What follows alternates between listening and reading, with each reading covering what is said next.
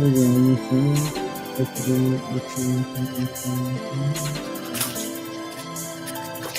you already put on IG? Nah, I ain't putting on there yet.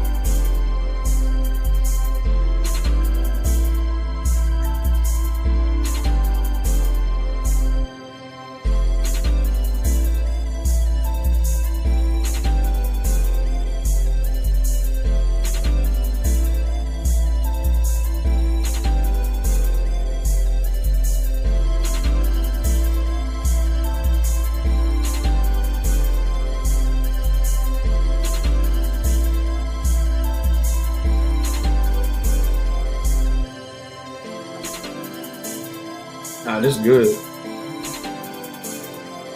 Let me start this mode.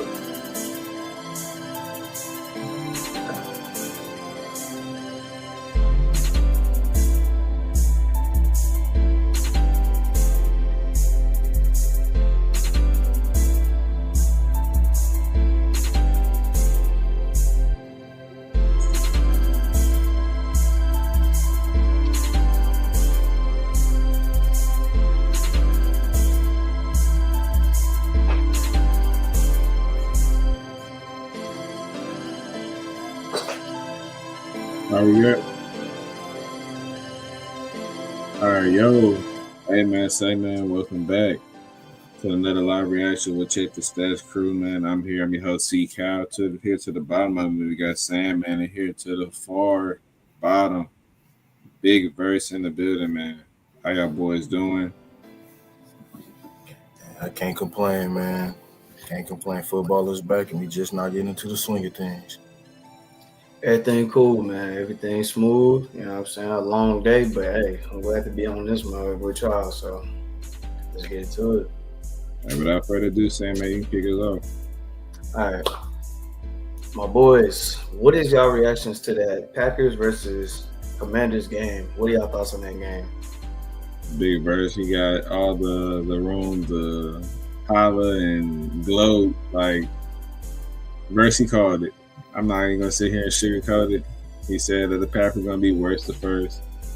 The acquisition of Micah Parsons, I really underestimated it. Obviously, I knew how dominant of a player Micah Parsons is, but, I mean, that defense went from good to elite today.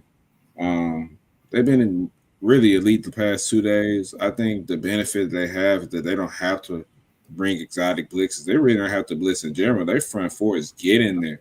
And I'm not even talking about Gary. I'm talking about Wyatt. I'm talking about Micah. I'm talking about it's one more lineman. It's Hyatt. It's Micah. It's Charles. You know the other one. He got a couple deflections. He got a couple deflections today. He was cooking too. Yeah, I'm trying to think of the name of it right now, but yeah, that front four, they was putting in work. Carl Brooks. Yeah. Carl Brooks. It was Carl Brooks. It was Van Ness. I mean, that team right there looks like a Super Bowl contender. Like, offense, I'm not finna sit there and say they're elite, but they play a physical brand of football. where they're gonna grind and pound you, and then they have a great offensive play calling head coach in Matt LaFleur that's dialing it up. I mean, Tucker Craft breakout year, first team All Pro Tucker Craft, like. And I'm not gonna sit there and say that's just out the blue. Like Tucker Craft been good the past couple. Like, but last year he really was coming along. But this year, if this is a sign for things to come, then oh brother, Jordan Love with a good tight end. Hey, say goodnight. But I mean, overall, I'm extremely impressed with Green Bay. Defensively though, like just the fact that they was able to create so much pressure with just 4. I want everybody to take a second back and just like ask yourselves, do you think Jayden Daniels can go through that 7? They already played 2 games, so what? 15 more games throughout the season? The answer is absolutely not.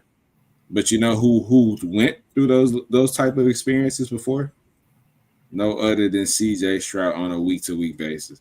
So when we're assessing quarterbacks and we're trying to give quarterbacks grades and excuses and the whole 9, I don't want no sympathy for Jayden Daniels. Y'all don't get no sympathy for CJ Stroud. CJ Stroud going through hell every single week just to trying to get a completion. Now Jayden Daniels go through a 1 game and oh my God, the line is awful. Is Jayden Daniels like is he washed? Like y'all were just saying he was top 5 yesterday. Now all of a sudden Jayden Daniels washed. Like let's be serious now. Like we obviously see the problem that Houston had attack for the last couple of years. Now, Larry Tunsil looked bad today. Ain't no way to sugarcoat it. Ain't no way to go around the question. Larry Tunsil looked awful. So was Josh Conley that they got from Oregon. I mean, that whole offensive line that was remade look re-ass. They're just as bad this year, if not worse. I'm just it was not an impressive outlook for that offense whatsoever. That Terry McLaurin missing them that time at camp, I feel like it kind of ruined the chemistry in a sense. Obviously, you know, you're gonna try to get to your best playmakers, but Keyshawn Nixon, I'm not gonna lie. What he was doing out there today was extremely impressive, man. Like he looked all pro out there today. Like Keyshawn Nixon, the all pro special teamer just a year ago. Now he DB2, DB. I don't know who he is, but with Nate Hobbs, him, I mean, they're like, I ain't gonna lie, that was DBU. That was DBU today. They was on it. All 3 levels look extremely dominant. They have all pro play, especially. Hey, don't get me started on Elgin Cooper. I'm sick to Texas didn't draft Elgin Cooper from A&M. I mean, he was a stud today. He was see ball, get ball. Bullet looked good out there too. Extremely. And don't get me started on Xavier McKinney. That's an all pro right there. I mean, that's without explanation. But the way Green Bay plays football is just so unpredictable because they're gonna run that ball. Like if you're a betting man in the chat, take Josh Jacobs rush attempts every time. I took it at 18.5, man. He cleared that by the end of the 3rd quarter, man. One thing they won't forget to do is run the football. But it's that dynamic of just making them building it up just enough for that play action to get going. And when that play action gets going, man, I don't think there's no nickel, no safety, no backer in the NFL that can stop Tucker Craft one-on-one. I'm sorry. Hey, until it's proven otherwise, Tucker Craft in the play action situation with Jordan Love, man, you might well move the chains. It's nothing but first downs and positive plays. Tucker Craft looks all pro. Green Bay looks good. Washington looks a little more questionable than what we want to give. You know, what we wanted to give them the criticism of giving them. But Versi, what you got to say about this game, man? Hey man, what I tell you, I was high on Green Bay prior to the trade of Micah Parsons, and I was high on them for a reason. Now I didn't think that they'll be looking this great, but I did think that they'll be a very good team in the NFC. 290 yard drives ended up in touchdowns for Green Bay. I think that's pretty impressive on the offensive side of the ball. We all know what Matt LaFleur represents. A lot of pressure has been thrusted onto the shoulders of Jordan Love with the moves that Green Bay has been able to make, getting Matthew Golden in the draft, 1st round, something they didn't even do for Aaron Rodgers throughout all his legendary tenure in Green Bay. Then going off and getting debatably the best edge rusher in the NFL, depending on who you ask, and Michael Parsons. It just screams, okay, Jordan Love, you're the guy that's supposed to put us over the top. You're supposed to take us to the promised land. And so far, through 2 games, he's looked like one of the more impressive quarterbacks in the NFL. Yet to turn the ball over, not to say that he hasn't had his turnover-worthy plays, because you know you're going to get those, but he's kept the ball pretty clean in terms of keeping it away from the opposing team's hands. We all know what Josh Jacobs represents, but the offense looks so dynamic when that running game is going, because that play action, it might not be a quarterback that thrives better than with a play action pass when it's set up perfectly than Jordan Love, because those guys are wide open, and you know he's got a gunslinger mentality. And he's gonna let that mug rip. The defense looked great. You already spoke about the front four. I heard the broadcaster, I believe it was Kirk Herbstreit, mention that lost in the mix of Micah Parsons, getting acquired by the Packers was the development of not only Edgerrin Cooper, but Quay Walker. Those guys have been locking up on that defensive side of the ball for sure. We all know Xavier McKinney gets some love, and Nixon, he's been balling today. But don't forget about them 2 dogs at that linebacker spot for sure. They deserve all the type of praise that they're going to get over the next few weeks. Overall, solid performance by the Packers and underwhelming by Washington. Doesn't help that they just lost Eckler for what's going to be a considerable amount of time. Crazy. I knew, like, the moment he went down, I said Achilles. That was for sure. That was 100% Achilles.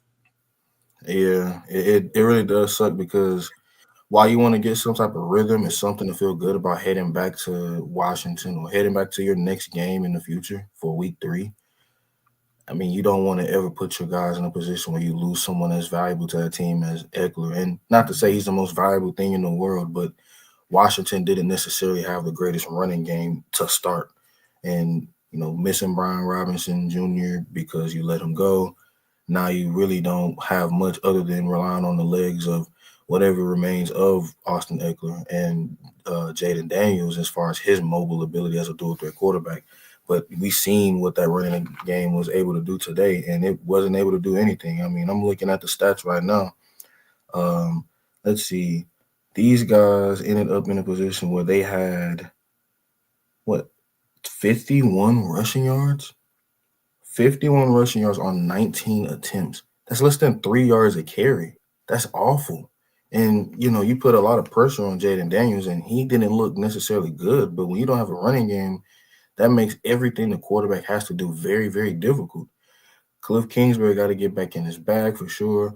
Also, that defense, I get that Green Bay is extremely talented, but through a lot of people's eyes, they are just a team that is very solid but not elite on the offensive side of the ball, because they feel like they had a lot of B-tier players. Those B-tier players showed up and showed out tonight. So it's really difficult to see how inept Washington was in terms of dealing with this Packers team on the offensive and defensive side of the ball. They got a lot of work to do in terms of trying to get back to the NFC Championship game or potentially a Super Bowl appearance. I think it's safe to say that at this moment right now, even with what Buffalo was able to do on last Sunday night, it's no question to me about who the best team in the NFL is through the first 2 weeks, and I feel like that's Green Bay. No, I agree with y'all, man. That Green Bay defense looked stout tonight. They looked very good. I ain't gonna lie to you. Micah, man, the amount of pressure he was able to apply to Jaden Daniels, crazy. He was making it look too easy. He was making it look way too easy getting back there to him. And Washington, like, O-line, that's a statement that Washington O-line just ain't that good. But I mean, Micah is that player that can literally cause havoc, and he did that tonight, most definitely. But yeah, that front four, they looked amazing, bro. They looked good. Secondary looked pretty good as well. Offensively, it was decent. You know what I'm saying? It wasn't nothing like super explosive. Tucker Craft went off tonight. Shout out to Tucker Craft. Josh Jacobs, he did his thing per usual. I mean, Matthew Golden, like, I like what I seen from him. It's like Jordan couldn't really. Dude, what did you see? I mean, he was getting open. He was getting open a few times, but it's just like it wasn't able, the ball wasn't able to reach him. I don't know, just like small stuff. But I mean, I like the little reverse plays they did. They had some cool little plays. They used Savion Williams out there from TCU. I like how they was able to like switch it up and everything like that, do a little wildcat formation with him or whatever. But other than that, man, I like how Green Bay looked.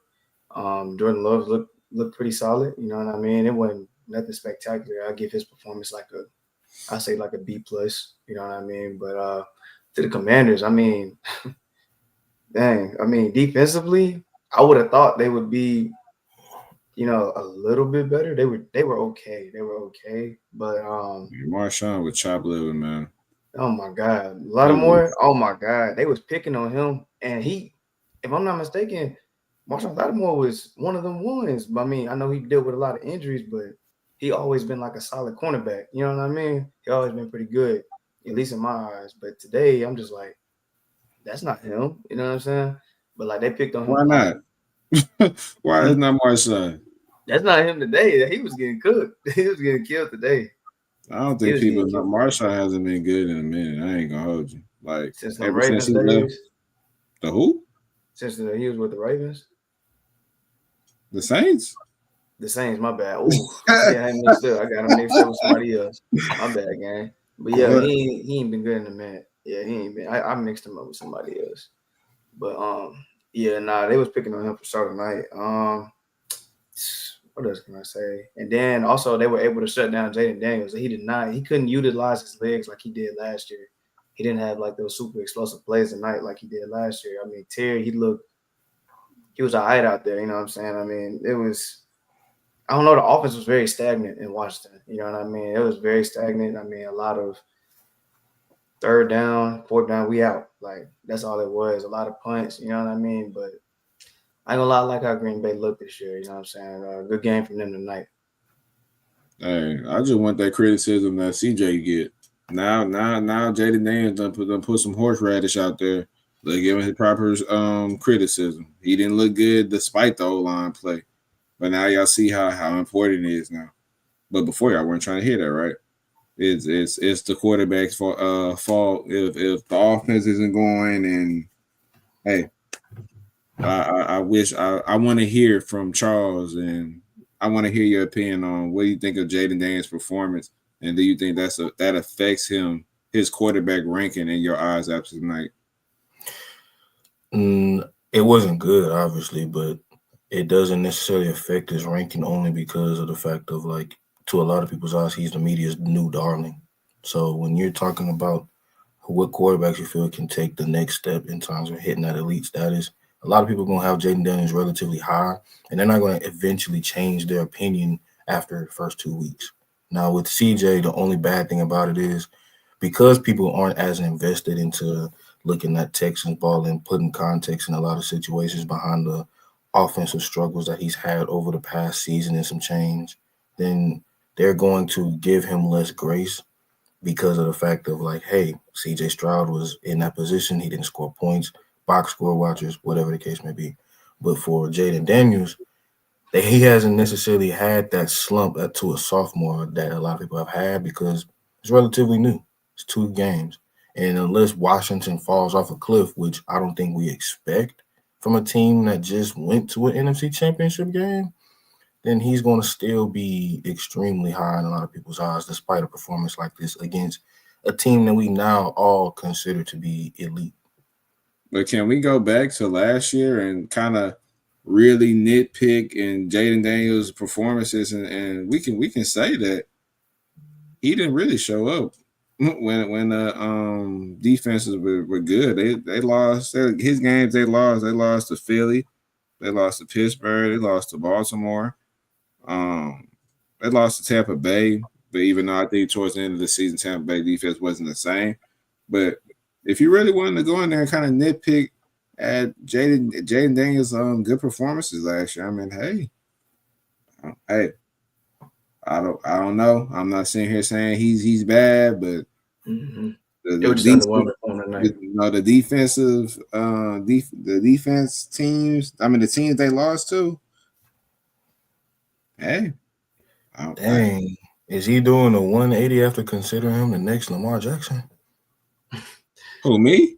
think it's a little early, but I'm not sitting here saying he's trash. I'm just sitting here I know. saying that we're gonna give quarterbacks unfair criticism Right. after these bad games when we clearly seeing the issue is the offensive line.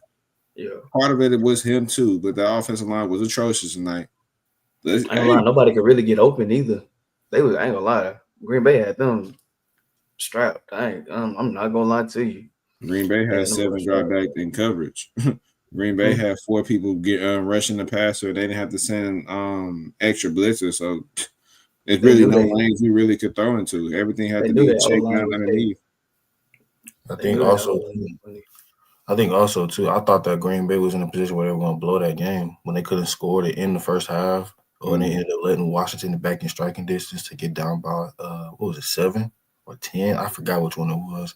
I was thinking, okay, Jordan Love, you got to go ahead and make sure that you're on your P's and Q's, and guess what? He was.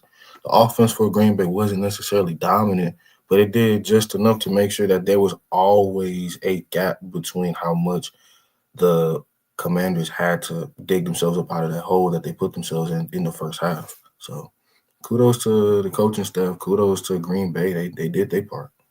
It's a statement, though. I'm not gonna lie. You beat 2 teams out of the NFC North that were potential contenders, and especially a lot of people in their eyes prior to the Michael Parsons trade, they was above you in contention status in the NFC and in the NFL. So the fact that you go out there and dominate them in that level of fashion, I mean, it showed kudos to that team that I can see this style of offense, this style of play translating into January and potentially them being February. Like right now, out of all the teams we didn't see or I didn't see play personally, they look like the best overall complete team, defensively and offensively. Because offense, I mean, shoot, you getting up 27 points with no turnover, no picks, no first fumbles. They're just out there doing their jobs. And like, if you can rush the passer with 7, I mean, you can rush the passer with 4.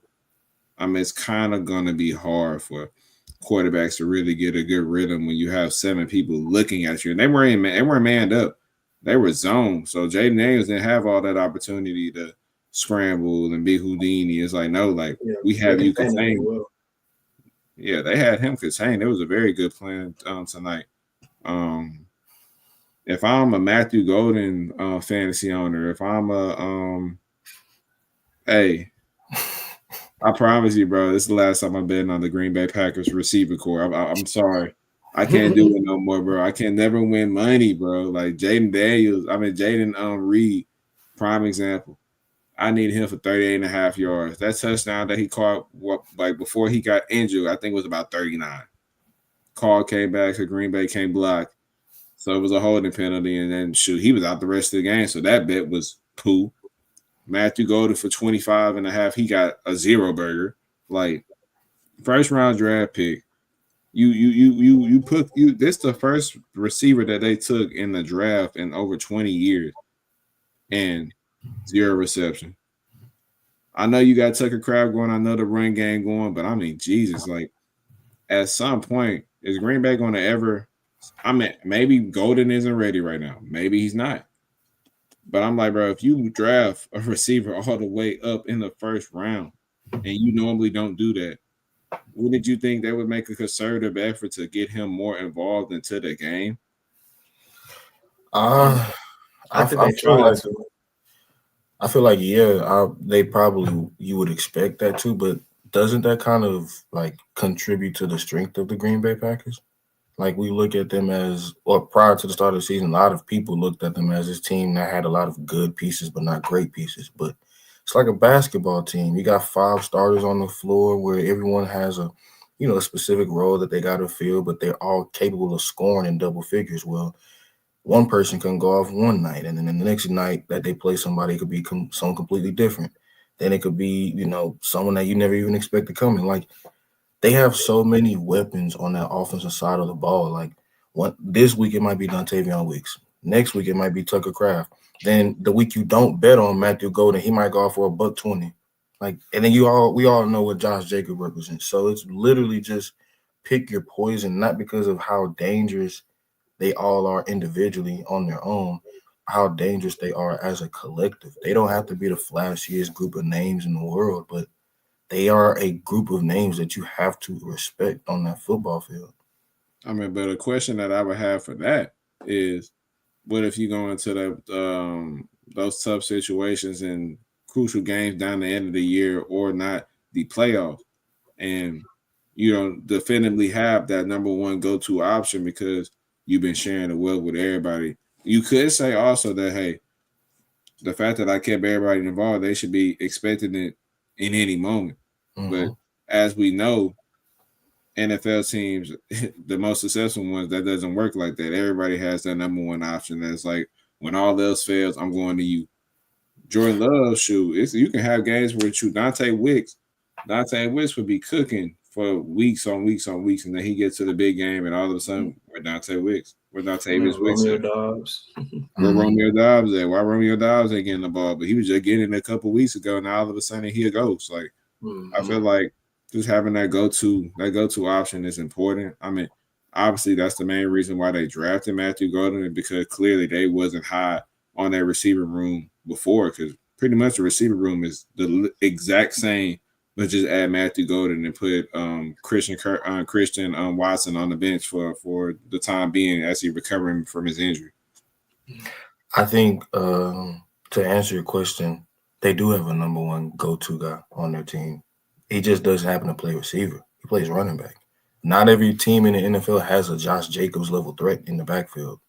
And for the teams that do, you see how valuable they are, to where even some of the best teams end up deferring to them as a running back before they defer to their quarterback putting the ball in the hands of their receiver. I mean, the Ravens have Lamar Jackson, and they feel like they could milk the game against the Buffalo Bills because of Derrick Henry being in the backfield. And yes, he fumbled the ball, but at the end of the day, like, that's Derrick Henry back there. 9 times out of 10, he gonna tote that right there. He might pop that mug off to the crib in a house call, and just any run play at any second. Josh Jacobs has literally been on a tear to the point where he broke Green Bay's record for most consecutive touchdowns in a game, in multiple games. Like, he's literally had a touchdown in double-digit games, and that streak is still continuing based off of this performance. You want to put some money on the line, and you want to bet on anything revolving around Green Bay, bet on a Josh Jacobs touchdown, rushing or receiving. He's going to get in the end zone, and that's been proven over 2 seasons in length. So, like, the fact that they got a guy that they could rely to give the ball to when no one really has had a formula for shutting him down, unless you have an elite defense like the Eagles did last year, it's very, very difficult to see the Packers slowing down, because when the running game opens up, we all know the passing game opens up. And even if it doesn't open up, if it ain't broke, don't fix it. The running lanes are open. The vision that Josh Jacobs has, like, you might as well feed the rock to the man that's going crazy. All I'm saying is that NFC East, it ain't looking that strong as what we was saying going into the season. I mean, Washington, they lost it still. That defense is abysmal. I'm sorry, shoot. I mean, just because they put up 6 against they held New York to 6. I'm like, shoot, hey, that wasn't this ain't New York, baby. Yeah, this ain't New York at all. Shoot, you went up against a real test and got humbled quick. So I think Green Bay is sitting in a good spot. Obviously, already having one division win, but also having a conference win as well. Maybe that'll be important going into this the end of the season when it comes to ranking in the conference. So Green Bay take care of their business early, especially in Division 2, is real key for them making their playoff push. Hopefully, the playoffs in the NFC can go through Lambeau Field, and that'll give them even more the advantage. We all know about the Lambeau Field advantage. So, I mean, it was a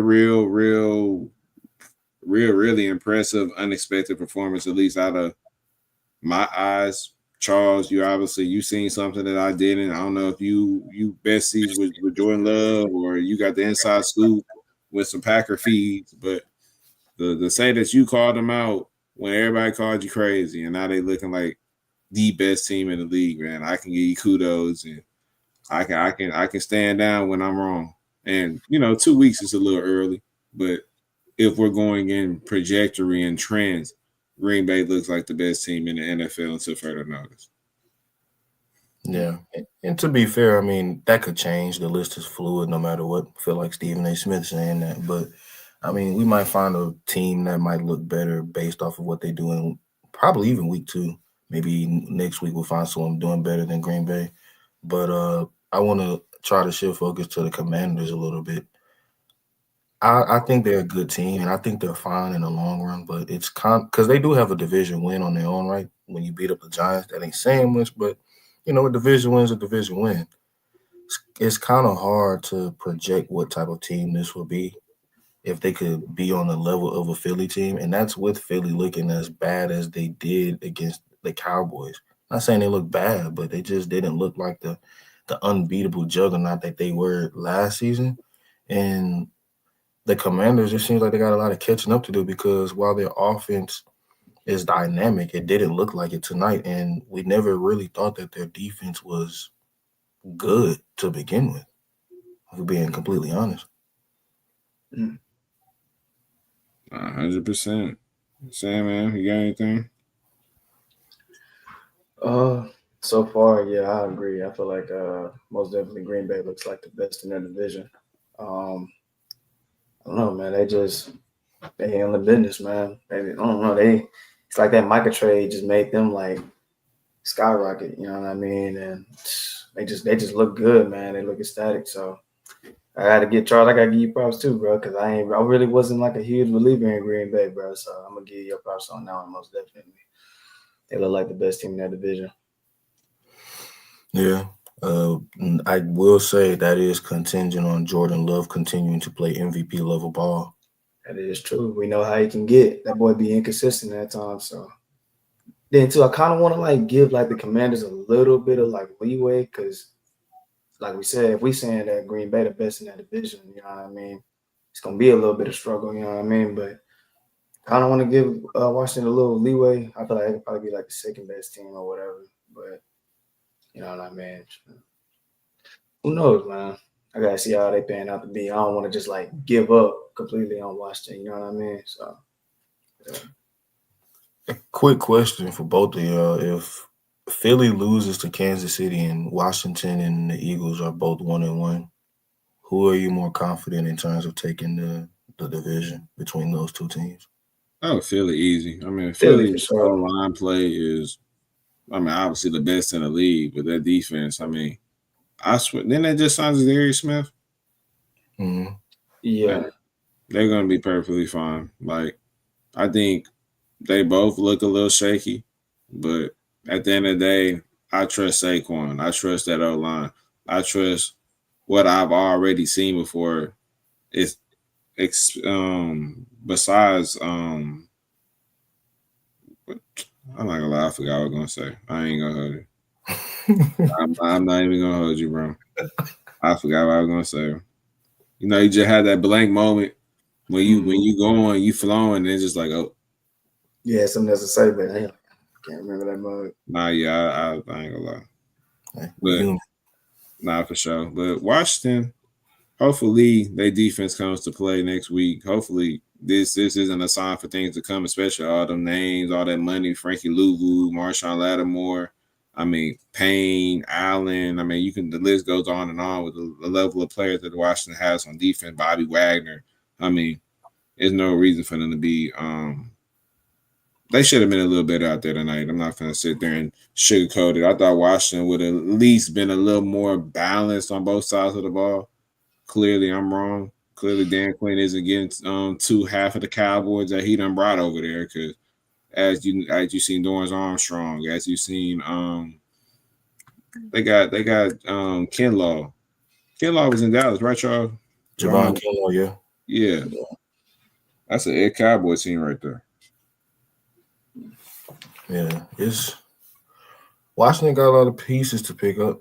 Their season obviously not over. It's week 2 out of 18, and it's game 2 out of 17. So they got a lot to improve on, but at least they have a good picture of what they need to do in order to get better and get back to the Commander football we've grown accustomed to loving since last season. Yeah, I got one quick question before we get up out of here, man. Fights coming up on Saturday, Canelo versus Crawford, man. Fight at 168. I want to know your predictions and why. Canelo versus Crawford. Mm. Hey, Canelo, a No. legend. You know, Canelo, a gamer. He been boxing for a while. Salute to that man. But hey, when you're in need of a friend, you know what you do? What you do? You find your best bud. Hey, bro. Yeah, you Ah. need your bud, man. Give me Terrence Crawford. Terrence Crawford. Mm. For sure. This one is it's a little tough. It's a little tough for me. Cause I like both of them. They're both great fighters. But me, I'm gonna take Canelo. I like Bud Crawford. Don't get me wrong, but I'm gonna take Canelo because I mean he's literally fought against nothing but the best. I mean the experience is there. Like he's one of them ones. Like Canelo is gonna go down as one of the greatest fighters, bro, to come through boxing. I promise you. He's like that, bro. Like, come on, bro. I think Canelo gonna take this one. Not by knockout or anything like that. You know what I'm saying? If he wins, it's gonna be by the amount of hits that he done landed. So I'm gonna take Canelo on this one. Man, you already know. Shout out my boy Steve in the chat. Shout out my boy Steve. But with that being said, I'm taking Bud Crawford. Canelo, man, he makes a very, very. It's a hard case not to choose him. I mean, Bud is moving up 3 weight divisions, man. We're not counting that 154 one fight he had, and he really didn't look the best. But I just believe Bud's skills a little more than Canelo's. I'm not gonna cap. I mean, as long as Bud doesn't let this fight happen in the inside, if he let Canelo get busy on the inside, it's over. Canelo's already the bigger man. Canelo likes to walk down his opponents, wear down his opponents. I mean, Canelo has all the experience. I mean, I'm not gonna say Canelo has all of it, but the level of fighters that he had to fight in his career. I mean, you can go to Floyd Mayweather's, Julio Cesar Chavez. You can go. I mean, let's go on and on. Triple G, 3 fights against Triple G. I mean, shoot, Canelo has a resume. Oh yeah. Telling you, he gonna go down as one of them ones, bro. But man, he telling you, bro. Like Canelo, he's a strategizer, bro. Like Bud, he just raw talent, bro. Like Canelo is a strategizer. Yes, he has talent too, but Canelo gonna get down with you. He ain't gonna go down like it ain't gonna be as easy as people think it is, bro. I'm trying to tell y'all. So you think Canelo gonna bully Bud? Nah, I don't think he's gonna bully him. It's gonna be a good fight. But I feel like he gonna get him though. Just off strategy. That man Steven say it's gonna be Bud by stoppage. I think it's gonna go the distance. I don't think it'll be early. I don't know. I think Bud's a little more skilled. Obviously, Canelo has a chin, so it's going to be really hard for to see that stoppage. Steve, we never seen either man down in their career, so it's going to be a real interesting fight for sure. Make sure you somewhere watching that fight because I mean, this might be a once in a decade level fight. 2 fighters still in there. I mean, I don't know if y'all chat if you want to say Canelo. I mean, not Canelo, Bud is still in his prime. I still believe he is. But Canelo, I mean, Crawford looked good at 68. I'm not even gonna hold you. I know they just pictures and training videos, but I mean Crawford looks good. Crawford obviously is going up 3-weight division, so all the odds are against him. But he been out the game for a minute too.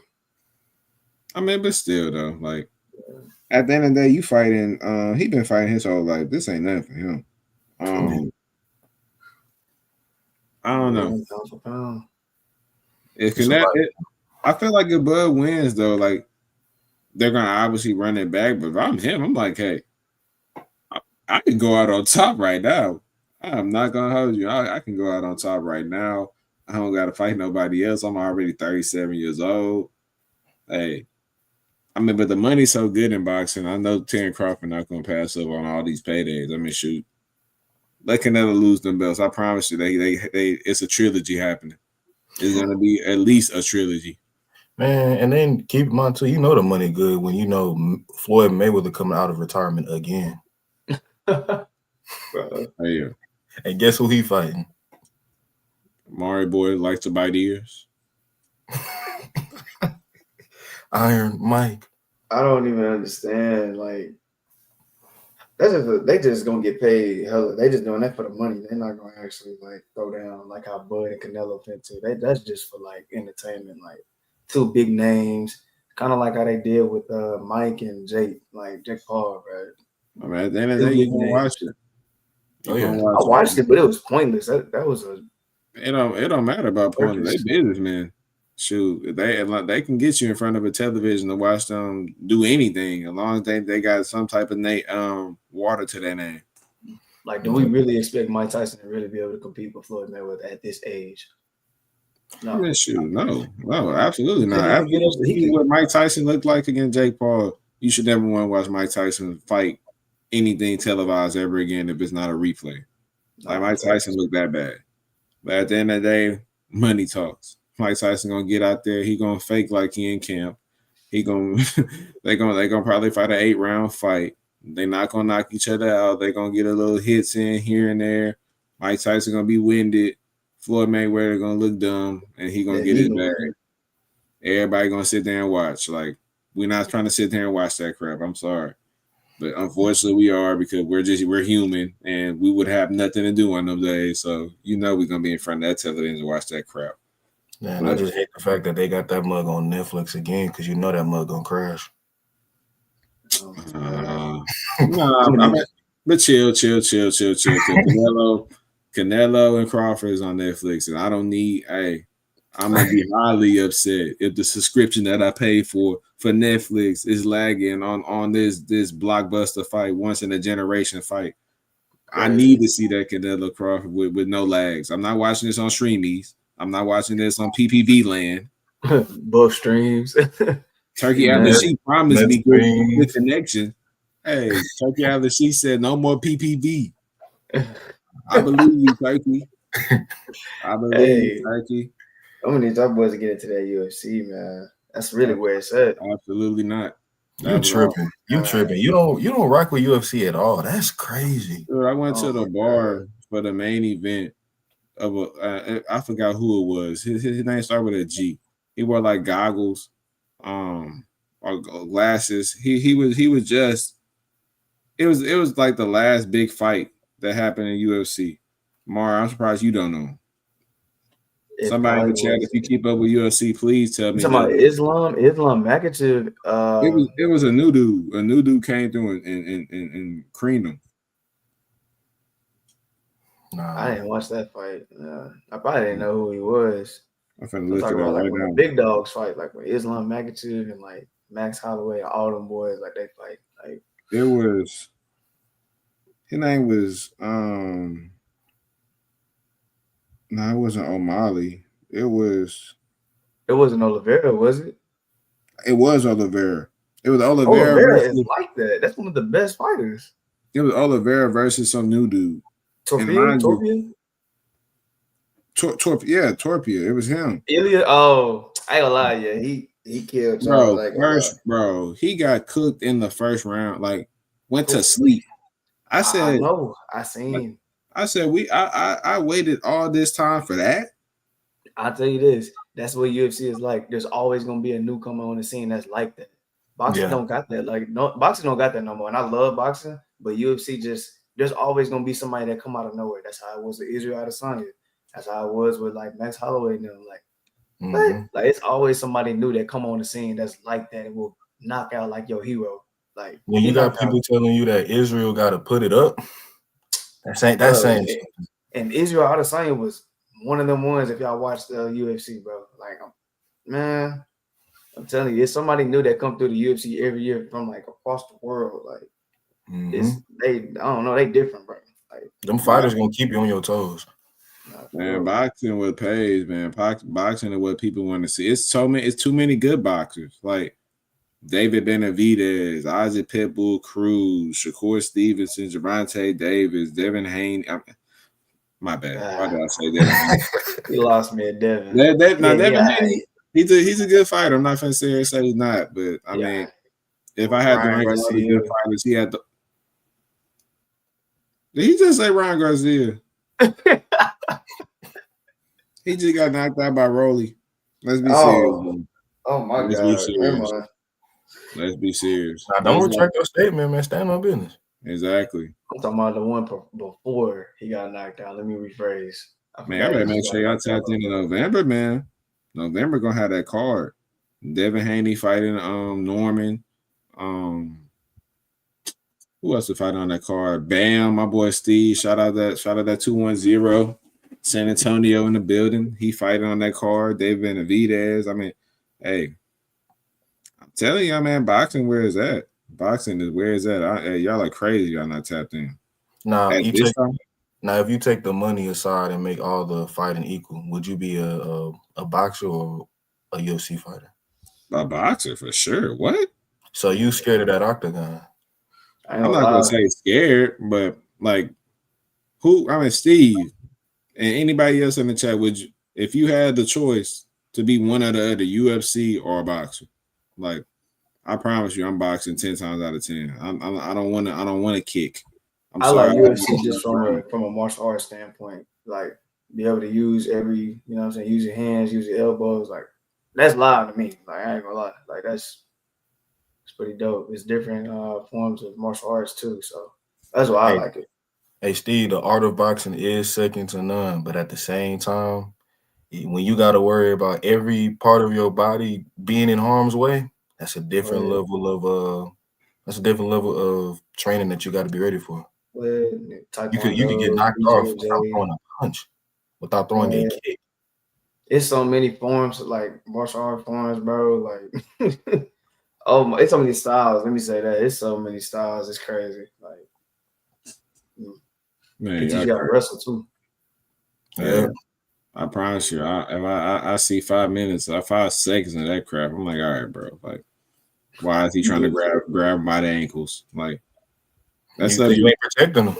Just submissions, like all that. boxing is it. Mixed martial arts is definitely the more dangerous. Oh yeah, for sure. MMA is way more dangerous than boxing, but I mean, boxing will put butts in seats. It's the reason why Dana White coming to boxing to promote this fight. Oh yeah, for sure. That's where the money at. But UFC somehow is still the fastest growing sport. Hey, So that's it's one of because everybody from all over the world come to like mm-hmm. it's just a big network like throughout the world, bro. Everybody want to fight. Like that's just how it is. Everybody can't protect their body and their face. But maybe you That's true. could submit. Maybe you could take someone down a couple times and score some points for some money. That's what Makachev is. Like he got hands, but like he's a wrestler. Him and Khabib was like that. man, Yeah. speaking of going down with a fight, man, Jane Daniels didn't go out with one night, but I want to see where y'all heads at, man. I mean, starting with Amari, of course. Where does Jordan Love rank amongst quarterbacks now? Strictly off of these 2 games. Where do you have Jordan Love rank? If And it was, I'd say right now Jordan Love's ranking. I think top 10 is a little. If he's, I'll put him like 11, 12 right now. Is he better than Herbert? I don't think he is in my eyes. No, I don't. I ain't gonna lie. That's not just off one game. It's just like Jordan Love just shows me a lot of inconsistency. That's all. Like, yes, he has like the playoff win against Dak and everything like that. I feel that, but like, I don't think he's better than him. I honestly don't. Like, I don't know. Chat. He good though. Chat. Who we taking? Love or Herbert at this age and stage? Big I verdict. ain't gonna lie. It's kind of hard to go against the prototypical nature of what Justin Herbert represents. I think also too, Jordan Love has had the highest of highs, and then we've seen the lows in which he doesn't have a game in which he hasn't thrown a pick. Like we've seen that last season. We've seen how he looked against Philly. We've seen how he looked even against us as Houston Texans fans. But at the same time, if this is the Jordan Love we're getting, like if we were to start the season out brand new to the game of football, we'll find hard pressed to say that Jordan Love isn't playing like a top 5 quarterback in the NFL if you're new to the game of football and this is your first 2 weeks of watching it.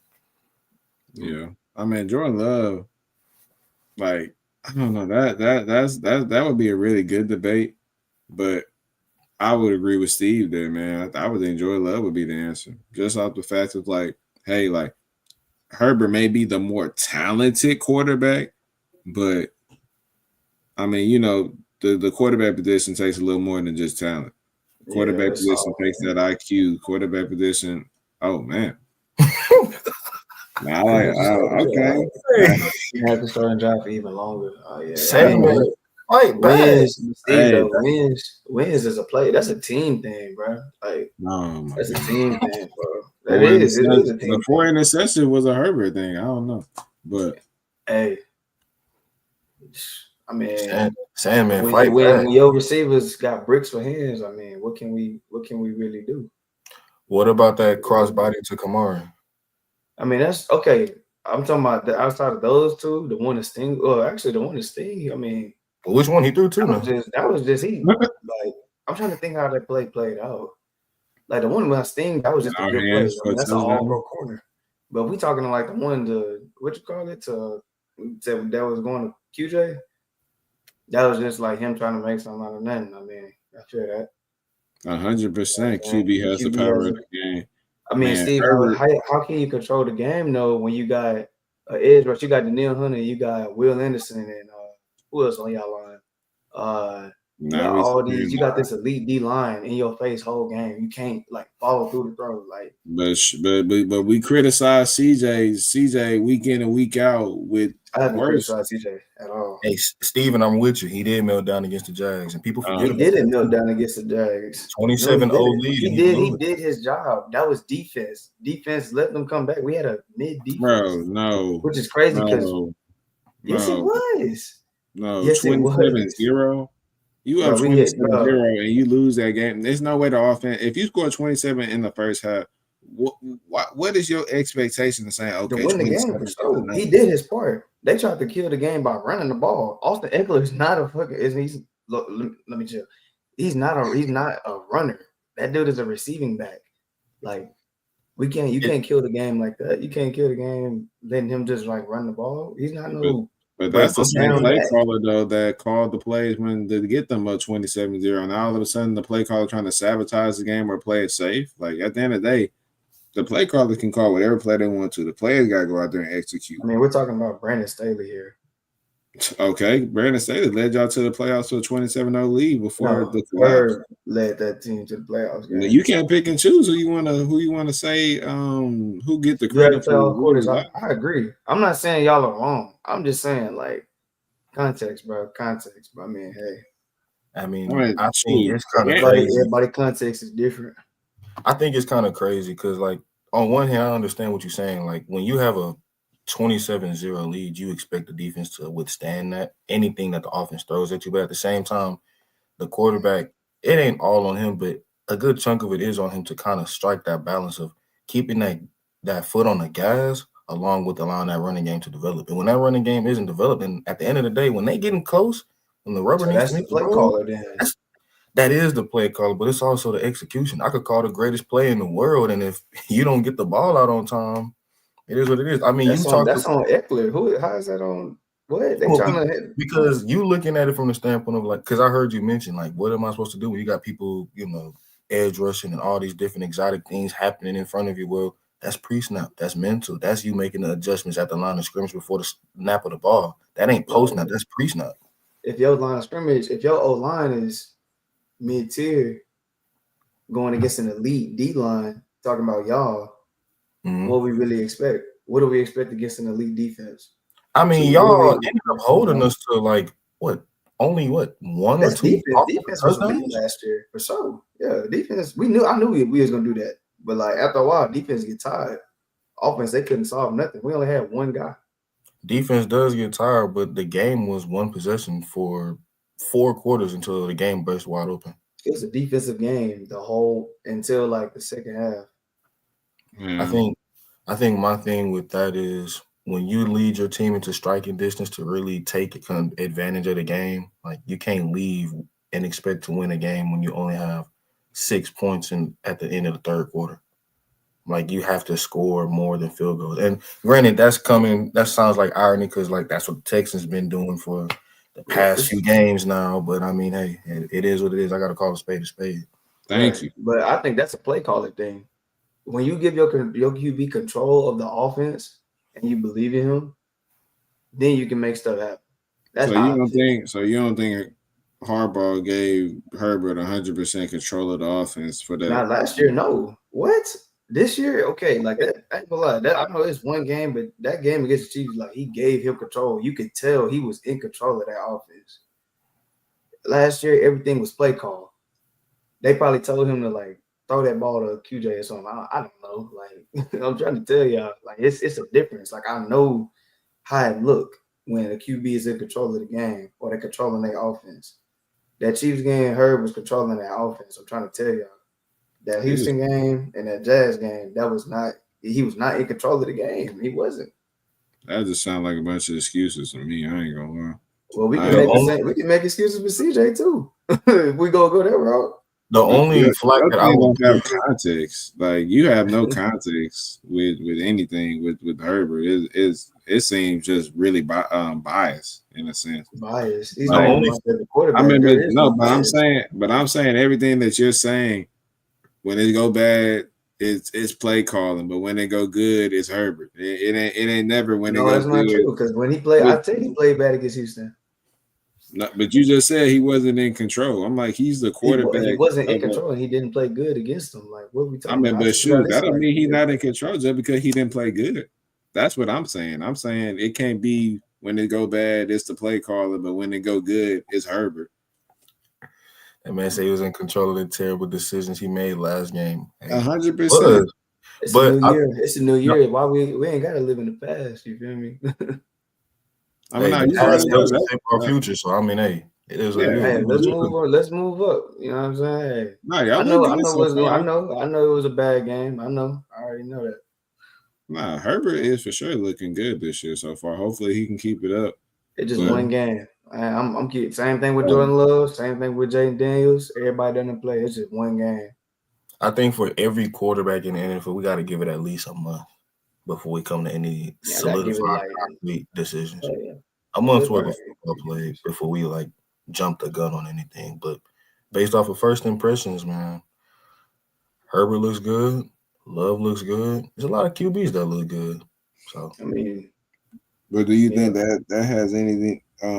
This outcome tonight changes your perspective on Daniels versus Love, or do you think Daniels is still miles ahead of Love? It's kind of tricky because, I mean, Daniels basically did what CJ did last year, but better, and I think we can all agree to that objectively. Take a team that has been stuck in the mud for a majority of their franchise's tenure, put them in a position to be competitive in the playoffs, and he actually went to a conference championship game in his rookie season. And while he did get blown out, he did put up a fight. And I know we can't necessarily go off of last year, but if we're looking at that aspect of things, it's kind of hard not to project what Jaden can do. If we're talking about what he has done, then I think that kind of eclipses what J Love has done as well, because, I mean, while Jordan Love is a talented quarterback in his own right, then maybe we have to kind of attribute that. And, you know, we can't control it, and he obviously couldn't control it himself. But, I mean, Green Bay isn't a bad organization to go to. Great ownership, great running game, great infrastructure, great when it comes to their draft picks. The defense is always going to be at the very least competitive. This is a winning franchise and one of the oldest franchises in the NFL. So they have an established history of having a large sample size of success. And Jordan Love just happened to be the next great QB to step in line of that success. And hopefully he's able to take control and thrive in that situation.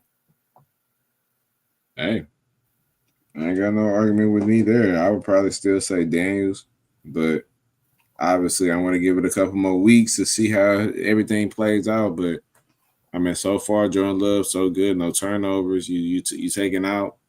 Maybe this may be the little Josh Allen revamping that he needs. I mean, sure, he's using his legs a little more. I mean, sure, you see him run over that guy for that third down. I'm not gonna lie.